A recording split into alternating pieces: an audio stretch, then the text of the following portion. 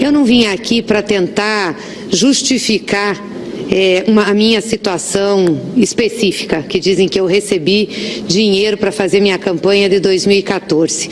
Já falei sobre isso, soltei uma nota, falei no meu Face e nunca conversei com os executivos da Odebrecht sobre isso, não pedi o dinheiro a eles, nunca tratei mesmo como gestora pública de interesses que fossem deles com contraprestação de ajuda, mas não adianta falar isso aqui. Até porque depois que sai essa lista, até porque depois que os nomes são colocados nela, publicamente você já tem uma condenação.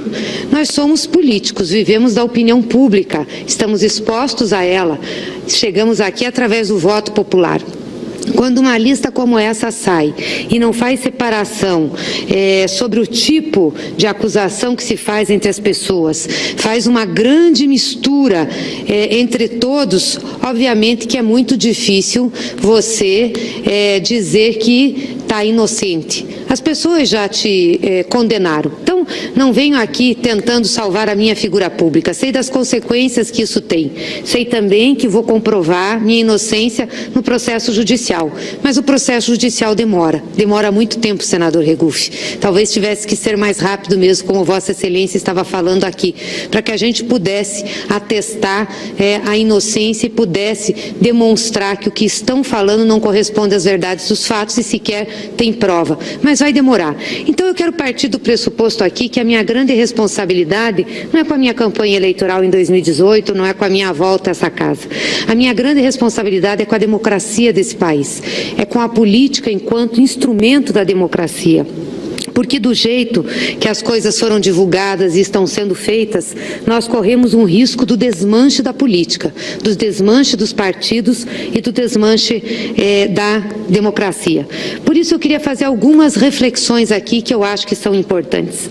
O que denota, o que mostra tudo isso para o país? Isso tudo que está acontecendo, as delações, as acusações, as questões relacionadas às campanhas e algumas coisas também não relacionadas às campanhas. Mostra o domínio do capital sobre a política. A partir do momento que o Brasil, que esse país, disse que era legal doações empresariais para a campanha, disse que os empresários podiam se articular, fazer doações e que os políticos podiam pedir.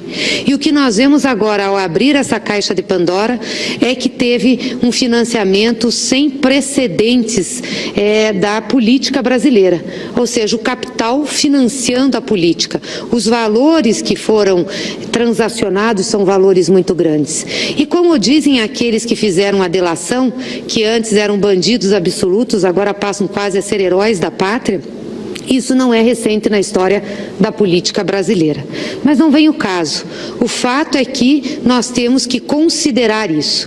E aí eu acho que cabe, por parte de nós políticos, especialmente por parte de nós do Partido dos Trabalhadores, senador Requião, que ficamos no governo durante 13 anos, uma autocrítica muito séria.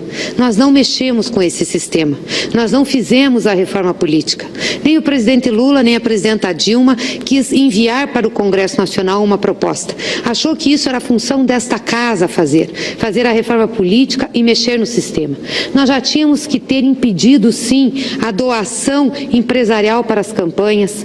Nós não podíamos mais ter permitido valores de campanhas absurdos como nós tínhamos e que faziam com que as pessoas fossem atrás de recursos para financiar suas campanhas.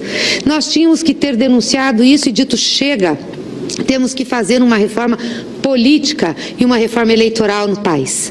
Nós não fizemos. Muito pelo contrário, aceitamos as regras do jogo, senador Requião. Achamos que para ganhar a eleição teria que ter sim financiamento de campanhas, que as campanhas teriam que ser caras e que a gente teria que ter essas condições para disputar.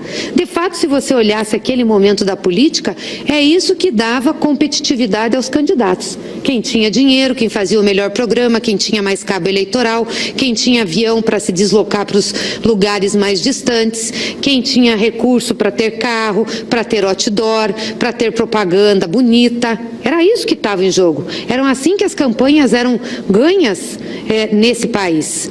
Tanto é assim que mostra que os financiamentos de campanha, depois da redemocratização, vêm para todos os presidentes.